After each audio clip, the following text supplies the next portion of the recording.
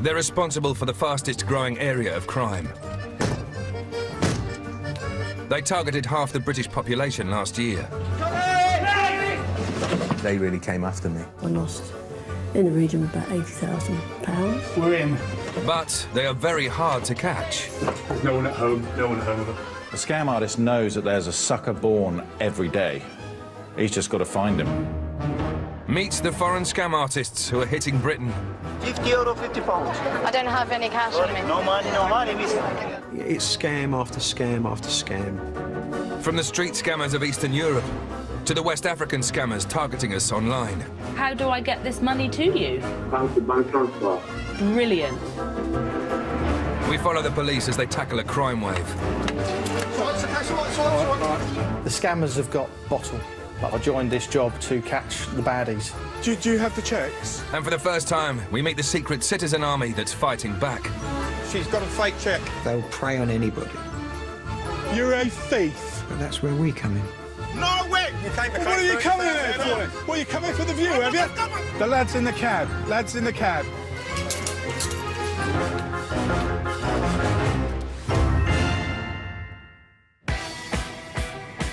These are the Albanian people. How you doing? In 10 minutes, I'm going to have loads of policemen here. So today, you're going to get a warning. Get you guys off the bridge, yeah? Move them along. London, summer 2013. Amongst the tourists are the foreign gangs of scam artists. In just 12 months, they helped contribute to a 21% rise in the number of fraud offences reported in the UK. Yeah. Police, go away. Sergeant Birmingham is tasked with catching them. All these people have paid good money to be here, haven't they? And they want a sort of really good trip here and really peaceful. We're not a third world country, it's the greatest country in the world, isn't it? The capital has fallen victim to an influx of Eastern European scam artists, carrying out one of the oldest known frauds. Good money. It may date back thousands of years, but today it's plaguing the streets of London. Only the ball, show me the ball. Left, right, €50, £50. I don't have any cash on me. No money, miss. They make it look easy, but there's more going on than meets the eye. They are incredibly switched on. They work as a team. The man running the mat, he's the expert. He's the guy that makes the gang the money. Behind him, he's got minders and he's got someone which will hold his money. If it's looking quiet and they're trying to entice someone in there, one of that gang will then come round and he will pose as a person playing the game. He will then be allowed to win. So he's then standing there with this big wad of money. The tourist comes up and thinks, if he's winning, I'm going to win. This is what happens when a real punter joins the game. Keep your eye on the ball. Easy. It's the middle one, right? Wrong. Now, watch again. The ball is clearly seen under the middle box. A subtle nudge here, and the ball is palmed into the scammer's right hand, allowing him to slip it under this box. Bang, before they know it, we've had $400, $500, $600 taken off an American on the bridge. Darren Birmingham is planning to hit the gangs hard with a police raid, just as they introduce a new, more devious scam to the streets. It's called the bogus cop. Your bogus policemen, they are the next step up. They are nasty, sinister, spiteful people. This CCTV footage captures the scam in action. A pair of foreign tourists are approached by this man, the Stooge. The Stooge subtly signals to his colleagues that he's found some victims. Enter two fake plainclothes cops. They convince the couple to hand over their IDs for inspection and, crucially, their bank cards as well. While one bogus cop distracts them, the other pockets a credit card. They then apologise for wasting the couple's time and beat a hasty retreat.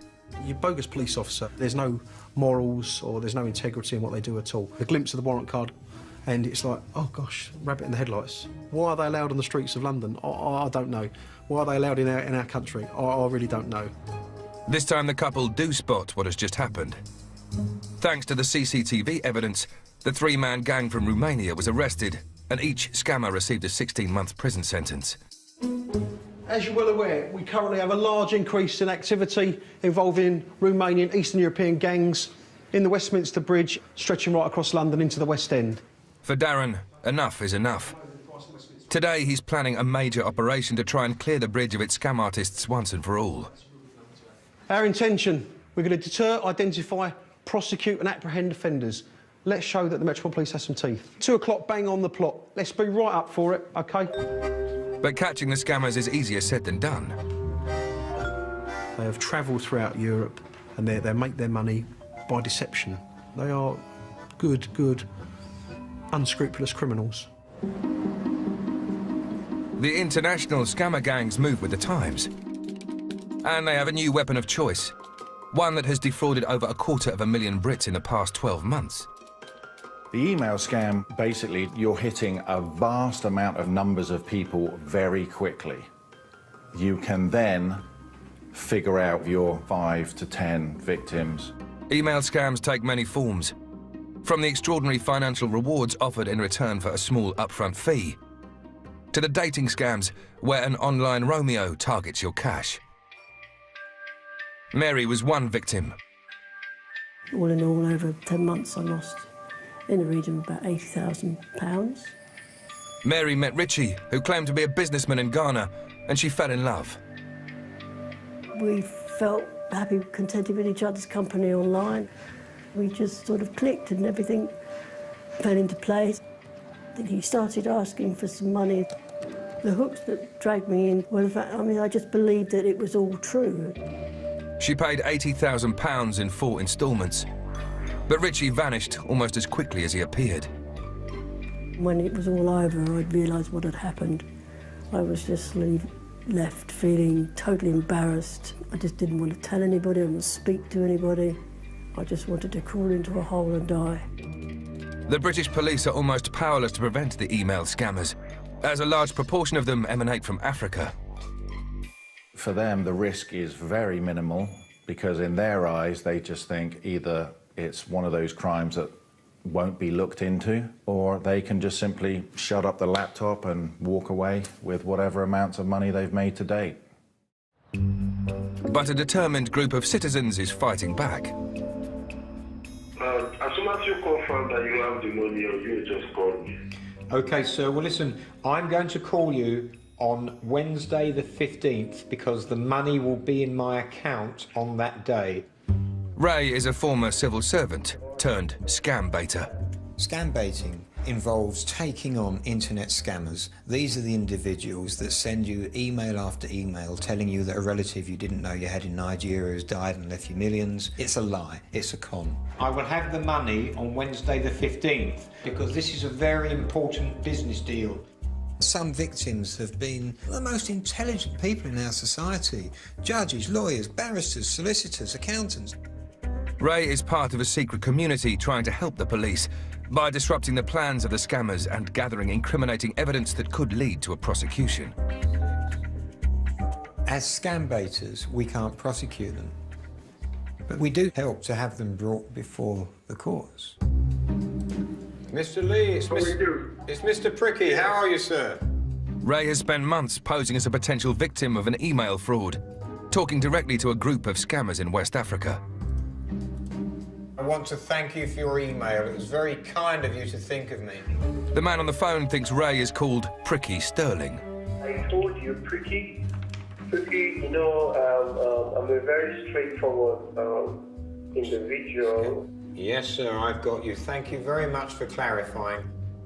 Ray has been offered 10 kilos of gold, worth £5 million, for a remarkably modest upfront investment of £30,000. So we are set to move. We're only waiting for the time. I was bullied when I was a young boy, and I had years of looking over my shoulder. And internet scammers are bullies. They're aggressive, they're thieves, and they prey on innocent people. Ray's told them that he has the £30,000, but he's only going to hand it over if they come to Cornwall to meet him. This is absolutely stunning. Look at that. Ray's plan is to disrupt the scammers' operations by wasting their time and money. They never want anyone to travel. It's hassle, it's logistics, and they know that if it doesn't work out, they've lost a lot of money and time. If the scammers take the bait, they'll have to spend valuable resources travelling thousands of miles to this abandoned chapel in Cornwall. What a lovely day for it. How's that? Coming up, the police hit the street scammers. Where are you from? Romania. Godfrey says he's outside the station. And in Cornwall, an online scam comes to a head. The lad's in the cab. Lad's in the cab.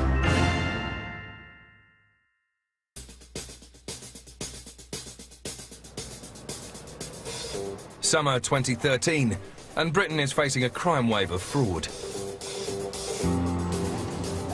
In London, beneath a tourist's gaze, the police have launched a major strike against a gang of street scammers. Matthew, right? On the south side of Westminster Bridge, Sergeant Darren Birmingham is leading a rapid stop search operation. How's that? Stop search it's a great tool. You're telling them, you know, we're here every day because people like you, because we know you and you're always here. You're here to commit a crime and you're scamming people and you're making life difficult for people, and that's not acceptable. Well, you usually speak English. Little. Please speak English because it saves time. My name's Sergeant Birmingham. This man is known to the police for a number of previous gambling offences. Unfortunately, we get crime.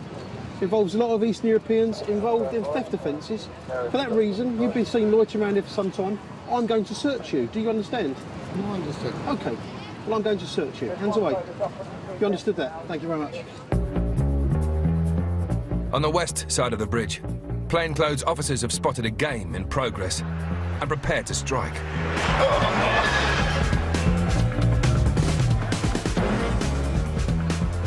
I've seen these guys playing Chase the Lady on the bridge. I've seen the mat and the matchboxes and a sponge ball. This guy is in control of the game, as we call it. He's the main operator. And the gentleman with the cap we've stopped there is one of the goaders that sort of entice members of the public to play by handing over money and winning the game. And when the real tourists play, they always lose because they hide the ball. So finish your cigarette before you get in the van, yeah? No crime. But you didn't smoke? No smoking. Thank you. It's no good for you. You'll never be able to run away from me. They're not only criminals in our system, they're also really well known in their own country. They come here because the heat's on them wherever they are. They're probably known in Barcelona, they're known in Nice, Paris, wherever that gang is operating, they do get arrested. We do not accept crime in this area. We do not accept crime one little bit. So you're going to be going home, do you understand me? Yes, that's correct, yes. The bridge has been cleared. Around a dozen known criminals were moved on, and the operation led to 2 arrests. There won't be any crime here this afternoon. Then we do what policemen should be doing, harassing criminals. That's what it's about. I think I'm going to put it there. They will see it, and they'll go through this kissing gate and avoid this place. In Cornwall, former civil servant Ray is hoping to disrupt the activities of his own gang of scammers by tying up their money and resources.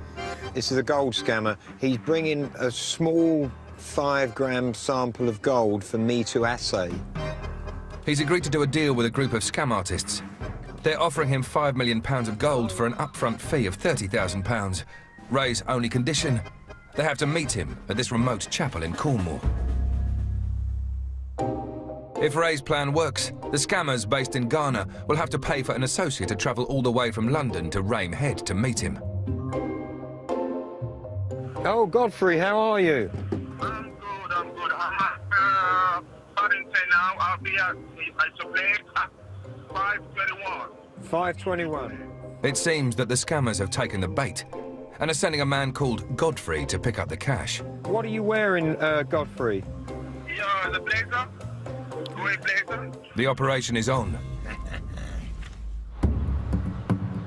At Plymouth Station, a fellow scam baiter is waiting as lookout. I'm not normally the excitable type, but I would say the tension's mounting with this, and I am looking forward to it. Chris, a former publican, helps the police identify scam artists by tracking down their personal details online. What motivates me is the fact that everyone uses the internet. My mum uses it, she's 65, and she uses it. All my family, friends, I don't want to see them get scammed. We're now past the time that the train is due in, so he's around somewhere. And here is Godfrey, the scam artist's representative. The lad has landed. The lad has landed. Yes, who's speaking, please? Hello, who is it? Hold on. The lad's in the cab. Lad's in the cab. Right in front of us is Rame Head. Out there on the headland, you can see a little dot. That is the chapel. That is where we are going. Rame Head's a bastard to get to. There's no other way to say it. It is a bastard to get to. Godfrey steps out at Rame Head car park.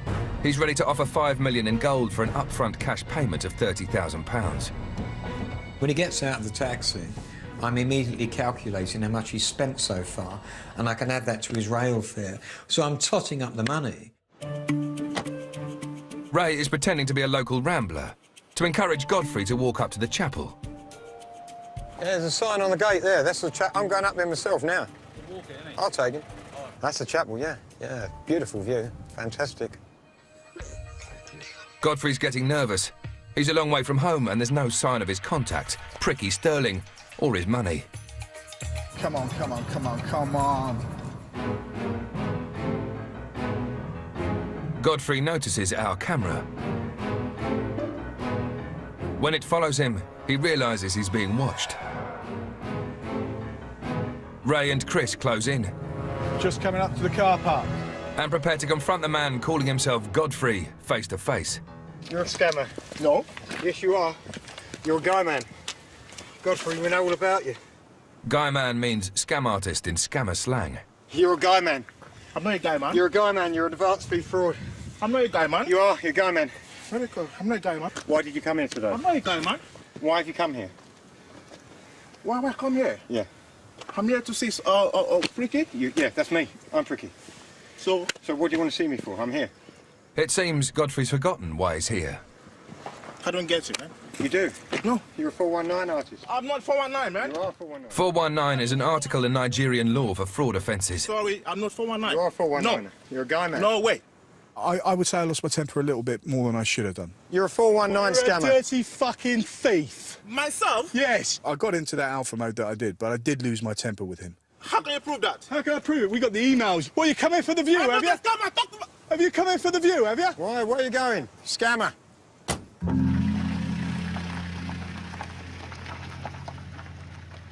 It's all right, mate. You can let me go. Let me go. Godfrey never admitted he was a scam artist. Despite repeated attempts to contact him, he never did explain why he went to Rame Head, or why he was offering £5 million worth of gold for £30,000 in cash. I'm a bit disappointed at myself, to tell the truth. I've lost my temper a bit, and you know I shouldn't have done. I mean, we have to stay within the law. We have to be the good guys. There's no point in doing it if we're going to be the bad guys. I am a bit disappointed with myself, but then it's done. What's done's done. From fake emails to bogus uniforms, the scam artist will use every possible tool to get at your cash. In North London, a police unit are trying to crack down on a fraud that involves a simple telephone call. So successful, it's one of Britain's fastest growing scams. Did you get some milk? This is what really goes on in the CID office. Have you got the milk? Let's have a cup of tea. Don't say that's all I want. There's a saying in the police, if offered a cup of tea or a chance to have a pee, always take it, because you never know when you're going to have another one. DS Shaw and a colleague are on the hunt for gangs operating a new type of phone scam that has cost Britons £2.5 million in just 2 years. Yeah, this is the one where he's got fingerprints on 2 victims, a piece of paper found from 2 victims, one in... It's called courier fraud, and the conmen who use it caught out more than 3,000 victims since 2011. It's true to say that many conmen are quite charismatic, and that's the tool that they use. However, with courier fraud, I think it's quite a bit different. The victims that they're targeting, they're deliberately doing it, are vulnerable. In his 90s.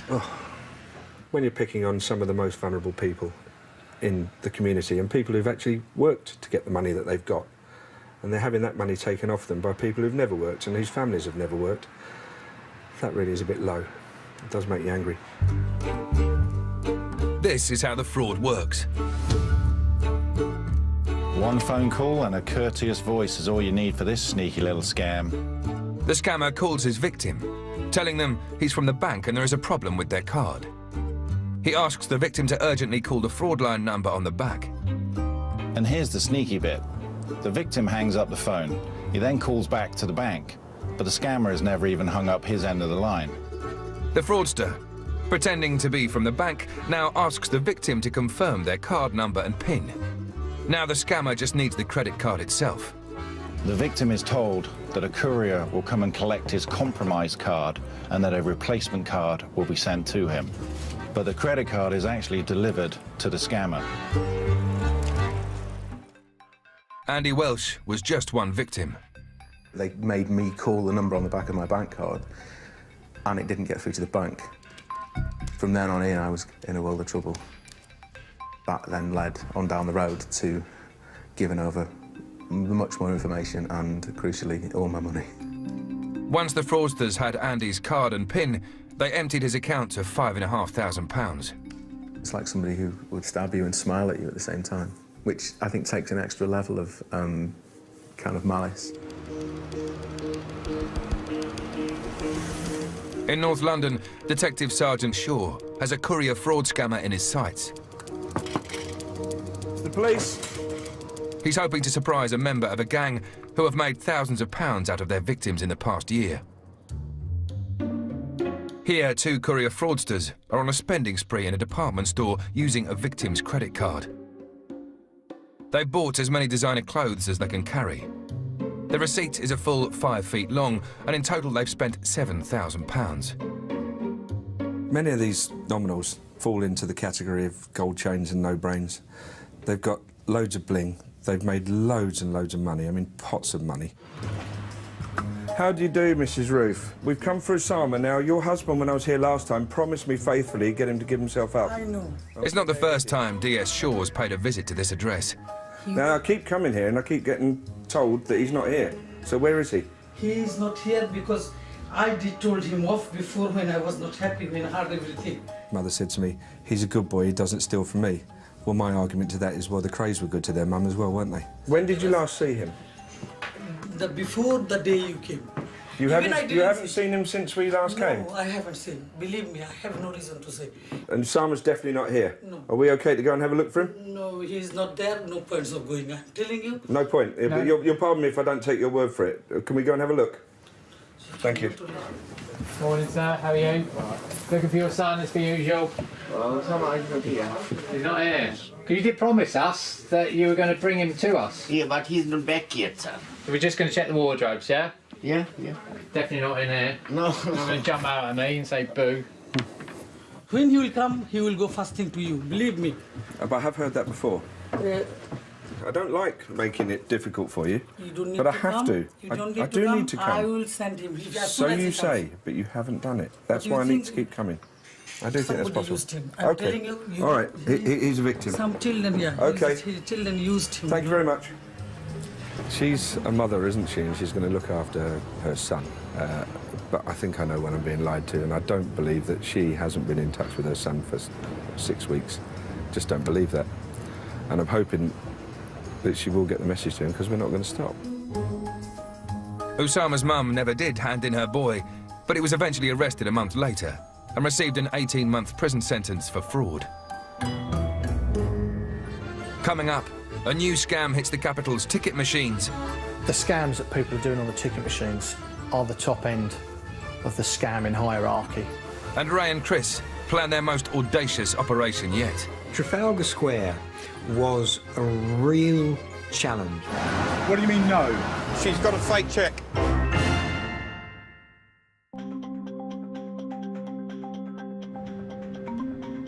Across Britain, an estimated £3.5 billion is lost to fraud every year.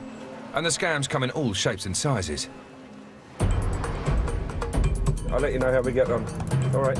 In North London, the police are dealing with an outbreak of courier fraud. We're going up to West End Lane area, where we think, or we're hoping, a man by the name of maybe, to arrest him for a courier fraud. DS Shaw is on his way to the address of a man who has £7,500 in his bank account. linked to the victim of a courier fraud. Some of these people are incredibly arrogant. They'll sometimes phone up after having taken the money, crow about it, boast about it, ridicule the victim, or abuse them verbally. This time, someone's in. You're going to be getting arrested today on conspiracy to commit fraud. Do you understand what the officer said to you? You don't understand. Is that because you don't understand English or you don't know what you're saying? English. You don't speak English? No. Is that right? You were dealt with before by my colleague. I thought he said you spoke English then. No. Well, you understood what I just said? No English, sir. Is that your wife? Yeah. Yeah. Does she speak English? Yeah. Well, you understood all that? No, it's little bit, sir. No, Oh, yeah. Okay. It's getting better all the time. A rapid search of the flat produces some bank statements. It's a lot of money going into your bank account. 7,982. Where's that money coming from? It's benefit money. Benefit money? What? £8,000 benefit money? In fact, the man received the money from a relative, who was later convicted of courier fraud. The man always maintained that funds were paid into his account without his knowledge. The police recovered the remaining money, and he was not tried for any offence. You need to move on to the next one. There's still 5 a day. There's still people doing it.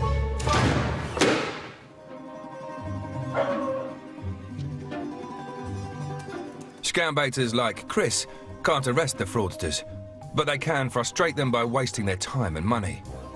There are many methods to hook scammers in. The most popular one is to act like a genuine victim. If he thinks you're going to pay, he will keep talking to you, and he will eventually you can get him to jump through hoops.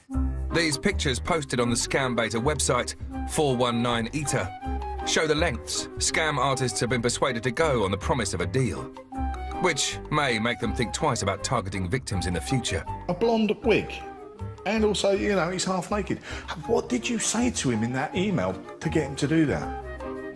Here is the entire cast of The Wizard of Oz. At least Dorothy's given it a good go. This fraud gang agreed to recreate an entire dance routine by the village people.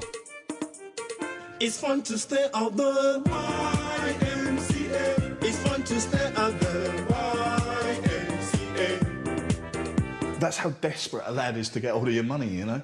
At the end of the day, he'll do anything to steal off you. Chris is now determined to take scam baiting to a new level. Hello, LJ. He's planning to set a trap for a scam artist in the heart of London and gather incriminating evidence to pass on to the police. To pull it off, he's recruited a fellow scam baiter. You're going to be very, very lucky and you're going to play my wife. Joy. Yes. Meet Jill. I do an awful lot of baiting. I've wound up an awful lot of lads. Getting a death threat is a bit of a trophy, but I wouldn't want to combine getting a death threat with somebody knowing exactly who I was and where to find me. Jill may be nervous, but she agrees to join Chris on the operation. Knocking a lad's confidence is one of the key things that we do as baiters. It means that they're less confident in their next victim. It means they're not as good a scammer for their next victim. And that's what we want. We want them to be rubbish scammers, so that they're not trusted, so that people don't send them money. For the UK, London is the front line of the unseen war between the scammers and those trying to stop them. At an East London tube station, Mark Pink and Graham Hempstead of the British Transport Police are on lookout. Oh well, got me out of bed. Waiting for someone, there's nothing, you can't beat it. There's a buzz inside of you that think as soon as he turns up, he's ours. Get up at 4:15. I was up at 4:15 this morning. They're searching for a Romanian fraudster who's using a new type of scan at the capital's ticket machines. The scams that people are doing on the ticket machines are the top end of the scamming hierarchy. It's a device that copies bank cards when they're used to buy tickets. This scammer has affected hundreds and hundreds of people. He has taken their credit card details without their knowledge and obviously without their permission. This is the man they're after, caught on CCTV at another station, wearing a hoodie to obscure his face. This guy was pretty switched on. At times he'd come into the station always with his hood up, even in the height of summer. He has a card reader device already in his hand. After checking he's not being watched, he slips it directly over the original. He then takes a small camera device and fixes it above the keyboard, ready to record PIN numbers. The machine is now live to gather card details. 13 hours later and the scam artist is back, now in a different outfit. The reader has now amassed dozens of card details, and he removes it with a simple tug. To avoid suspicion, he leaves it to this man, an accomplice, to remove the camera device using a specially adapted screwdriver. And this is how easily it's done. First the camera, then the skimmer, all in just 30 seconds. It can stay on for up to 12 hours sometimes. So 12 hours of data at a busy station, you can imagine the amount of people that are going to use that ticket machine. Mark and Graham have had a tip-off that the scammer's girlfriend has been using this station. They hope she will lead them to him. We went and had a look at the CCTV. Are you? But there's a hitch. There we go, look, that's exactly her. She's already passed through the barriers without being spotted. We know it's her. Oh, what these things happen? Breakfast and office. Office then breakfast. Yeah, she came in at 7:40, and we don't know where she's tapped out yet. For this elusive scammer, the hunt continues.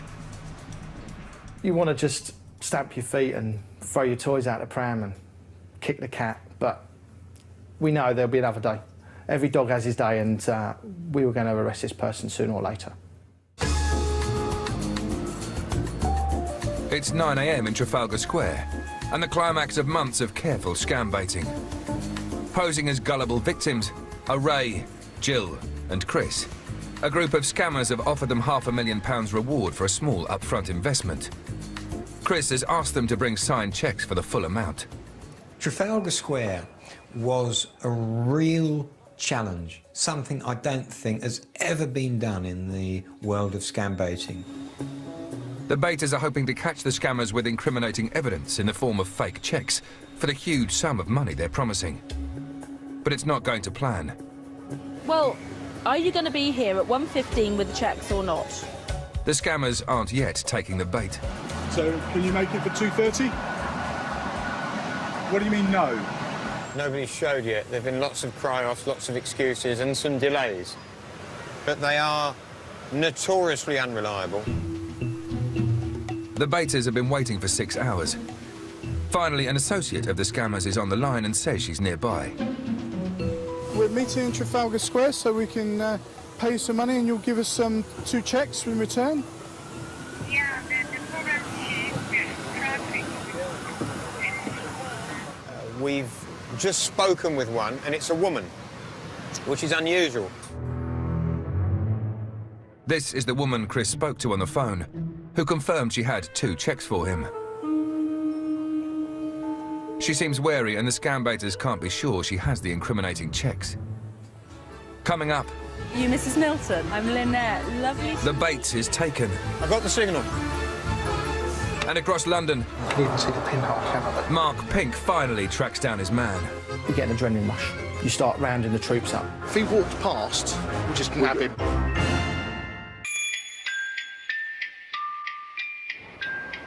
British consumers lose more money to online fraud than those of any other country. But one group of citizens is fighting back. In London, 3 scam baiters have persuaded a scammer gang to send an associate to meet them in the hope of gaining incriminating evidence. OK, just ring me when you get to Trafalgar Square and we'll hook up, OK? And here she is. Are you Mrs. Milton? I'm Lynette. Lovely to meet you. How was your trip? Fine. Yeah? Good. Where did you come from? Very far. Ah, right, okay. Mrs. Milton is here on behalf of a Nigerian barrister who's offered Chris, online and on the phone, £500,000 in return for an initial cash payment of just £13,000. Thank you for coming. Excellent. Right, we should do some business then, really, shouldn't we? We should, yeah. We're really, really excited by this, yeah? Really excited. I was waiting for a pre-arranged signal. As soon as Chris and Jill had seen the fake cheque or cheques, Jill would take her handbag off her right shoulder and lower it down to the ground. Do you have the checks? Yeah. Yeah? OK, excellent. I got the signal. Ray wants her arrested. She's got a fake check. He rushes off to find a police officer, while Chris plays for time. So you come from where, sorry? I'm originally from France. You're originally from France? Je parle un peu de le français. Oui. What we do is we're volunteers, and what we do is we tie up internet scammers. Chris is keeping the lead scammer on the line while he waits for the police. I'm such a fool. We're a couple of pounds short, but I've just sent my secretary to the ATM machine, so she'll go and get that, and we'll sort that out. But Mrs. Milton is off. Very soon. She saw me and two policemen coming across the square, and she went into the adjacent public toilets. Officers, the lady's come down basically running a scam against us, and she's carrying 2 forged checks. Now she's gone in the toilet, the chances are she may be flushing them. A few minutes later, and it's a very different Mrs. Milton who emerges without wig or leather coat. She slips by unnoticed. Almost.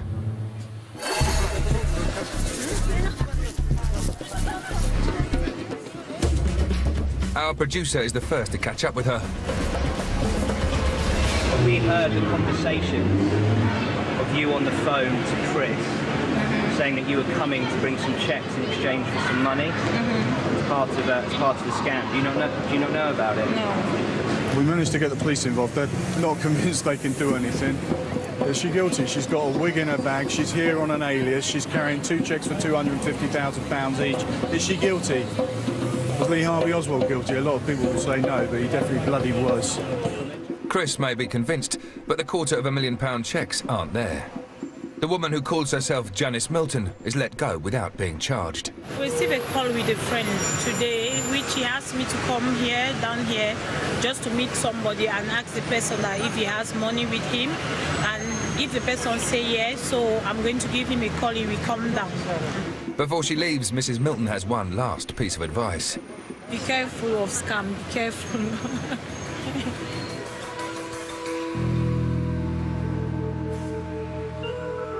At Epping Station, the Romanian ticket machine scammer is plying his trade once more. You can see where the skimmer bit is. And the camera's here, so it usually drop to there, it's dropping to here. And you can see the pinhole camera, but that won't pick it up. We were learning that he might have gone back to Romania, and then suddenly he appears again. So we think, right, the hunt's back on. They always do them on these smaller machines because there's no angle to put a camera device here. We know that device is on. He is going to come back for it. This could be the moment to nab his man, and Mark Pink calls for backup. You get an adrenaline rush. You start rounding the troops up. Right, let's get out to Epping. 2 outside the station. If he walks past and he clocks us, we'll just nab him. We are now playing the waiting game. If he was caught, he would run. Simple as. 20 yards is mine. 21 yards is someone else's.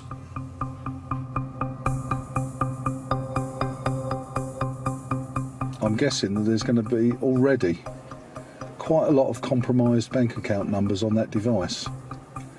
Today's news, tomorrow's fish and chicken.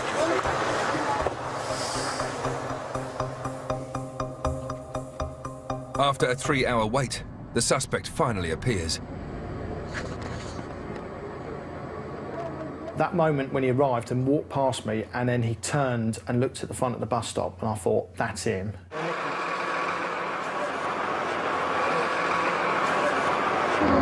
Police officer? Yeah, police officer? Yeah. Okay, pressing rifles and use of force. Put your hands on me. Hands behind back. Hands behind back. You don't have to say anything, but it may harm your defence if you do not mention something which later on in court, anything you do so may be given evidence. Do you understand me? Do you understand me? Good man. If you just pull that green bit off, give it a yank. The card reader is removed, with the police having ensured no details ever got into the hands of the scammer. put the card in there, and this bit here will skim the device here, and it will take all the card details off. Simple as that, really. Simple little bit of kit. Job's a good one, isn't it? I'm not finished the tea. All these months of tireless work, looking through CCTV, gaining evidence, going to places to wait for him, you can't beat it. When you're looking at him in the face, he's a goner. That's it. Good lad. If you get into the car, stay this side, all right? It's a good result for the British Transport Police, and across the country other scammers are being caught. From the street operators to those working online. We've got a search warrant to search for stolen property and articles in connection with credit card fraud, OK? The ones who are brash are having pause for thought now because we're seeing some big sentences dished out. But with many of the gangs working from beyond the clutches of British justice, where they can devise ever more devious frauds, we all remain vulnerable to that unsolicited offer. This is how they pay their bills. This is how they feed themselves. There's no morals or there's no integrity in what they do at all. They're going for the weak. What's next for me as a scam baiter? I'm going to continue what I've been doing for the past couple of years, and that's getting scammers to travel up to St Michael's Chapel.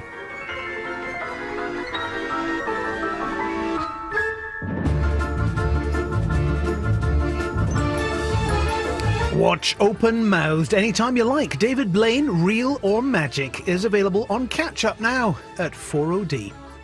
Well, the sole survivor of the original Sigourney Weaver is Ripley, facing a whole new nightmare in James Cameron's high-octane sequel, Aliens. Next.